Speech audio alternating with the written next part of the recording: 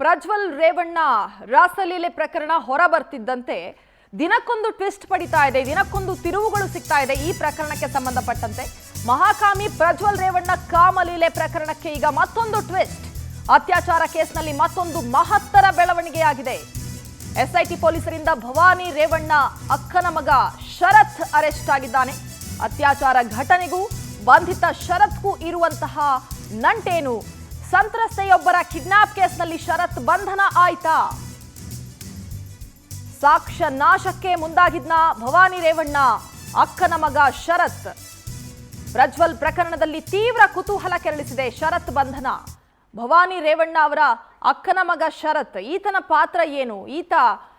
ಈ ಪ್ರಕರಣಕ್ಕೂ ಈತನಿಗೂ ಏನು ಸಂಬಂಧ? ಸಹಜವಾಗಿ ಈ ರೀತಿಯ ಒಂದು ಪ್ರಶ್ನೆಗಳು ಕೂಡ ಇಲ್ಲಿ ಉದ್ಭವ ಆಗಿದೆ. ಹೆಚ್ಚಿನ ಡೀಟೇಲ್ಸ್ ನೀಡ್ತಾರೆ ನಮ್ಮ ಪ್ರತಿನಿಧಿ ದೀಪಾ ಸಂಪರ್ಕದಲ್ಲಿದ್ದಾರೆ. ದೀಪಾ, ನಿಜಕ್ಕೂ ಪ್ರಜ್ವಲ್ ರೇವಣ್ಣ ರಾಸಲೀಲೆ ಪ್ರಕರಣಕ್ಕೆ ಸಂಬಂಧಪಟ್ಟಂತೆ ದಿನಕ್ಕೊಂದು ಟ್ವಿಸ್ಟ್, ದಿನಕ್ಕೊಂದು ಪಾತ್ರಗಳು ಎಂಟ್ರಿ ಆಗ್ತಾ ಇರುವಂತದ್ದು. ಈಗ ಶರತ್ನ ಎಂಟ್ರಿ, ಈ ಶರತ್ ಪಾತ್ರ ಏನು ಈ ಪ್ರಕರಣದಲ್ಲಿ? ಜೊತೆಗೆ ಈ ರಾಸಲೀಲೆ ಪ್ರಕರಣಕ್ಕೂ ಈತನಿಗೂ ಏನು ಸಂಬಂಧ? ಹೆಚ್ಚಿನ ಮಾಹಿತಿ ಕೊಡೋದಾದ್ರೆ ದೀಪಾ. ಒಂದು ರೀತಿಯಾಗಿ ದಿನಕ್ಕೊಂದು ತಿರುವುಗಳು ಪಡಿತಾ ಇರುವಂತಹದ್ದಂತೂ ನಿಜ.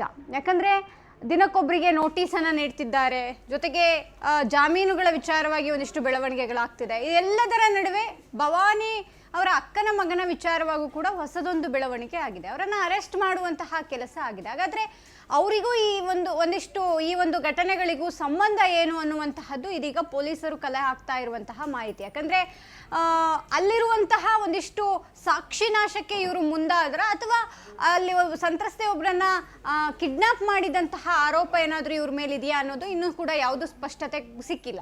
ಹಾಗಾಗಿ ಇವರ ಸಂಪೂರ್ಣವಾಗಿ ಕುಟುಂಬವನ್ನೇ ಆವರಿಸಿರುವಂತಹ ಈ ಒಂದು ವಿಡಿಯೋ ಪ್ರಕರಣ ಏನಿದೆ, ಪ್ರತಿಯೊಬ್ಬರ ಮೇಲೂ ಕೂಡ ಒಂದೊಂದು ಆರೋಪಗಳು ದಿನಕ್ಕೂ ಕೂಡ ಬರ್ತಾ ಇದೆ. ಇದೀಗ ಅವ್ರ ಅಕ್ಕನ ಮಗನ ಮೇಲೂ ಕೂಡ ಈ ಒಂದು ಆರೋಪ ಬಂದಿರುವಂತಹದ್ದು. ಇನ್ನು ಇದು ಯಾವ ರೀತಿಯಾಗಿ ತಿರುವು ಪಡೆಯುತ್ತೆ ಅನ್ನುವಂತಹದ್ದು ಕೂಡ ಇಲ್ಲಿ ಮುಖ್ಯವಾಗುತ್ತೆ. ಜಾಮೀನು ಅರ್ಜಿ ಆಗಿರಬಹುದು ಅಥವಾ ನೆನೆಯೂ ಕೂಡ ಒಂದು ಹೊಸ ಕಂಪ್ಲೇಂಟ್ ದಾಖಲಾಗಿರುವಂತಹದ್ದಾಗಿರ್ಬೋದು. ಹೀಗೆ ಪ್ರತಿನಿತ್ಯವೂ ಕೂಡ ಸಂತ್ರಸ್ತೆಯರು ಒಬ್ಬರಲ್ಲ ಒಬ್ರು ಬಂದು ಕಂಪ್ಲೇಂಟ್ ಅನ್ನ ದಾಖಲು ಮಾಡುವಂತಹ ಕೆಲಸವನ್ನ ಮಾಡ್ತಿದ್ದಾರೆ. ಇದೀಗ ಕಿಡ್ನಾಪ್ ಕೇಸ್ ಕೂಡ ಅವ್ರ ಮೇಲೆ ಬಂದಿರೋದ್ರಿಂದ ಈ ವಿಚಾರಕ್ಕೆ ಅಂದ್ರೆ ಈ ಒಂದು ಪ್ರಕರಣಕ್ಕೆ ಸಂಬಂಧಪಟ್ಟಂತೆ ಅವರನ್ನ ಅರೆಸ್ಟ್ ಮಾಡಿದ್ದಾರೆ ಅಂತ ಹೇಳಲಾಗ್ತಿದೆ. ಆದ್ರೆ ಯಾವುದಕ್ಕೂ ಕೂಡ ಇನ್ನು ಸ್ಪಷ್ಟತೆ ಇಲ್ಲ. ಪೊಲೀಸರು ಎಲ್ಲವನ್ನು ಕೂಡ ತನಿಖೆಯ ಮೂಲಕ ಬಾಯ್ಬಿಡಿಸಬೇಕಾಗಿದೆ. ಹಾಗಾಗಿ ಆ ನಿಟ್ಟಿನಲ್ಲಿ ಅರೆಸ್ಟ್ ಮಾಡಿದ್ದಾರಾ ಅನ್ನುವಂತಹದ್ದು ಇರುವಂತಹ ವಿಚಾರ.